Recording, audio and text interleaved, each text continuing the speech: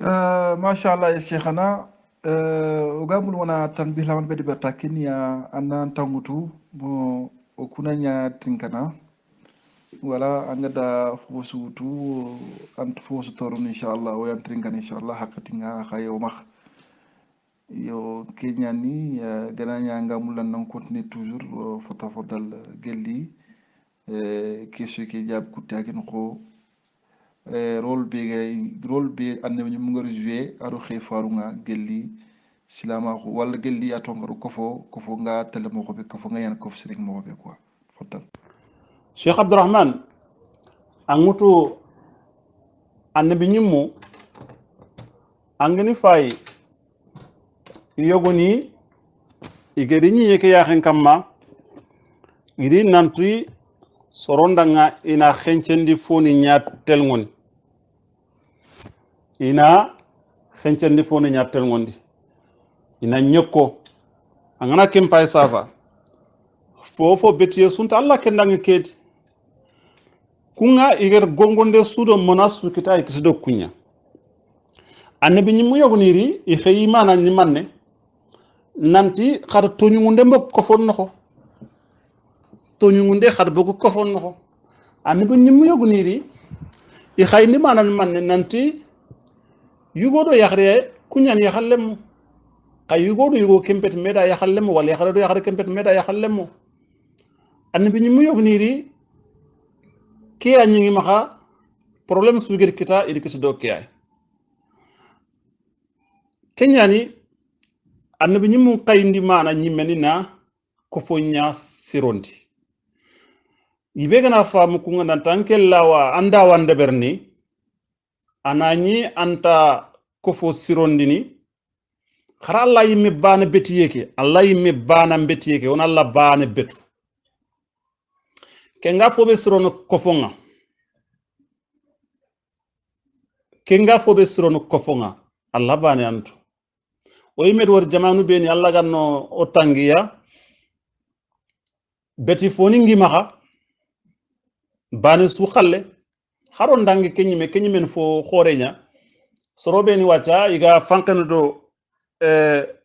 guide ni mbatte guide religieux ni mbatte o ku xalle ñantu ngun kamma kunati kun xalle ñantu ngun kamma anga digi jamanu nga angi fayni jamanu ku ga mo xobe politiquement ignañi politique ne berni fi gebe begi empêcher ne ragant avancer ne économie karanga iga bonondi ndebe de berni ku gni xalle ndeberi ke xaso gelle ganañi gouvernement ngan qawi de mana aga haqqe be kinniya ku xandañi xalle ndeberni gella ga mame kini magal fokini kun qay qaw suganne Allah baane ke xalle ndeberno suget Allah xalle nya oganañi suga Allah baane ke abatta Allah gete kebe trindo abane yani on to foñane keda on ara fode ber kiterenda amma on Muhammad alayhi salatu wasallam ageri iti Muhammad da ngayti serebe gatini keni Allah ni suñan baneya ini Allah ni soni suwaru na bana wutu keni files mante koy jangani tuwanu beni ga ko walilla dahlawini moko kunger kitabu ndeberi iga Allah mbetiyuku nawtu gilli salluñan Allah mbetiyesu iga sefene gundobe gaya angana kumpa yangu tunu jaha nanti Allah mbetiyuku gundoni il faut gebe namaxa ntaxunte kera namaxta asu ngana sa kontina asu ana fanni hadam remen kofo ñada bawni kengame fe sere ñangilla na xen sere ngana fonde bele kebe gal linganda ko foni beni annabi ñi munda wani gemi i respecté igem annabi ñi munda wani gemi dungetiya khadi fayga birene fo muma mbirebe sere ñangilita ana fungan sembe ana loxondi fofonto bakke an kana ta khumena an kanda sembe kitalla ga roxondi an na roxondi sere be ganani lenki ado autorité nga metu nan kotanga anga daga ta ko anga na bure keno anga ka keno ko nyimme anari anati autorité ndanga ina ana fokina imma khalisi agen wa imma aga promesse be kinniya inari nan kel loxondi inan qalle ke me bonondi parce que ado fankan metu qasrebe anken ci xunte ngay annabi ñu ngar ko anda nanti Allah baani andu angel fofo su deber kha ante la contrandinya deber Allah nanku kena fang wacha an koda annabi ñimmu o gama ga diga min defo nen annabi ñimmu qaynde Allah subhanahu wa ta'ala di khay kudo nak ko fu ñasron annabi gari alayhi salatu wassalam kube ni sugu dangi angana bana su khallem pay anga shariam ñini o maha imma a tonginte o imma a wasante nanti yakuntel yugondo yakhare ñan xan tel yugodo yugona xan tel yakhare do yakhare naxa ke ngayo ma ko sharia no nanti ona xencendi foni ngoni timmandi kungo ma ko sharia no nanti toñu ne nambo ko ko fon no nanti annabi ñu beni gari tike ke ngomo ko o ko o sharia no annabi ñi me sugu xayti fobe ngana fay ang ñini digame ke agoma xa o sharia no imma atonginte wa imma awasante ya Allahu ala wa a'lam ya cheikhana ki jabulaɓe wor fo geɓgeɓe ha famano ko janko wor faamu nanti annabi ñimo ko bogi kaninga igidi hata bakki debuga igeda gullo piccogoni igeda yogodi wotniro yimɓenno ko igeda yogodi hawto aussi ni daga ni war exil ça veut dire ko ni war deɓen palle ni yuhabundi jaha iri rakello ko fo ngan kawsirono walla ko fonciromo ko iri rakello kenya worken paamu ke jabundono ko woro faamu ko nanti janka lambatte kebe o gadde berni janka ana fangilen kat ko fonya bawoni alam battu ku ban sugadu an foi symbolisen ko fo ndag kanen kam kama ande bu ñum kada aussi war soro wari nako ku nga ministre de commerce ñan ku nga wala ministre de l'agriculture wala économie khosebe ga hode bila yusuf wali nati qui est ministre de atom kadi de justice nya khosebe ga hode bila Moussa wala khosebe ga ho nabillahi Shuaib izan ke golle labi wacca cheikh fonan kayu lenki inan kaw manaka suruma du wutu inan kaw suruma manaka suruma du wutu lenki kunga ñani disposition kudo responsabilité ke be giddu ku khumre ina kata responsabilité ke atimandini atfa fo frampre fatafaddal mashkura الحمد لله رب العالمين اللهم صل وسلم وبارك على محمد وعلى آله وصحبه أجمعين شيخ عبد الرحمن عنتو الله سبحانه وتعالى القرآن النقندي أركم ورا ننتي إما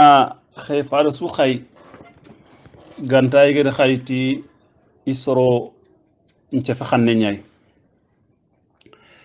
Qur'an no gonde wayni Allah subhanahu wa ta'ala ga ko daiman nanti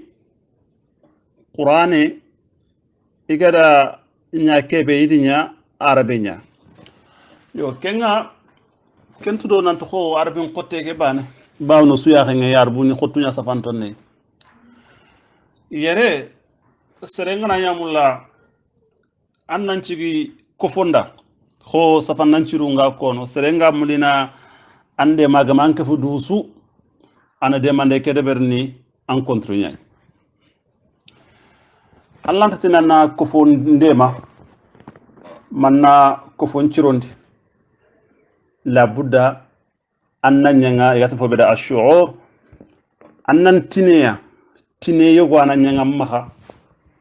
tikko fo keya il faut que ananya ko foke anga toi ferente la buda toi kunya na nyanga ma Allah subhanahu wa ta'ala kitabe Allah faren sunna ken toi hu iya no toi kun chukane khama khempe ken toi hu bane anga katu toi hu sukita angana naganu tiku naganu yenyasu an fosironanga tuwa kusuka fosiron kofonga labuda anna murwa annatu nanti ko foke ke mankante ngiya annatu ko foke fobe ga sirondini annatu ko foke fobe ga bonondini annatu ana magni anke nga gita anga laqalon ko fonce fenga anga laqalon ko fonce fenga nantin kay ke fin soro kuita fobe ga ko foncironi nantatu fobe ga ko fomboni antatu yo khallenki haqiqatan cheikhuna o ko fontuwa hun qote kuro no ko foke tulenki fo khote nyan a khote ke ga ayillene katti o bire mo ko nyay bawni ganni anna kawor sere ganta kage yugo ganta kage aroxe anna kabane ni yugo man me kage isuga me terenkan mo ko be ga me bat mo ko be igana geja ga me bakka jarbi no ko mo ko be iga kake iga dirigeant mo ko be an kaga nani an kilungu khoto wo khoto an kaga di batte an ken karang di batte nga khumene angana kinye kellexe responsabilité be ganyan du ku kembre am mo gema kane xawon ni na len kon man wala sere ñan gunne nya fombe gam punga sino man me aga gunne nga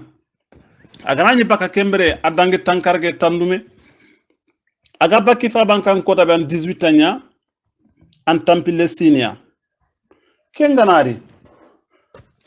adon lada sugeri non keta ay me droit lada nyan ay me droit ci me nyan kenga ko fo ke simefe sere lant nyan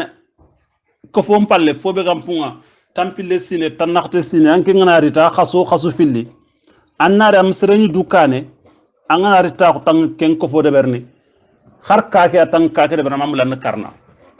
la budan nasrunya wara dukane kubeni ga kentu mankagan khara imaka khallenki o kharangti woyi menia kengana maksar sumama bawni anga serebe nyin lenki am paba nan qorondi mangatimme walla am paba tugune walla ngida nan qorondi mangatimme an kanari gunneke anna yilla anna kempabe nyibiren walla na kengide nyibiren anna nya kengure alloho sorongo digame ko kono nanti lenkiremmu yo kha anna khusmungu nanti daru fabni es yigede kebe de ber nakiniremmu yala qad kende berba nakinallem cheikh abdurrahman labudda tuwa khunyana nyanga maka ko foke anna ko foke tu ko foke isime yunga fini beni kamannitu bawna nga kanal laqelon se fe yogoy anke ndanga taxun fo khore akama ant taxun fofo kama baxbaxande fal anga fiyo wala anke nasim nanti kenga nafa khore nyane anga mitinte anga anani nafa yimente soro kuy met tampi awre misal bane tanaxten kibare nga waw ndey ganni tanaxte o waw ndang ko aga sefen serella ken ko ba nanti serendang xama tanaxte ndebe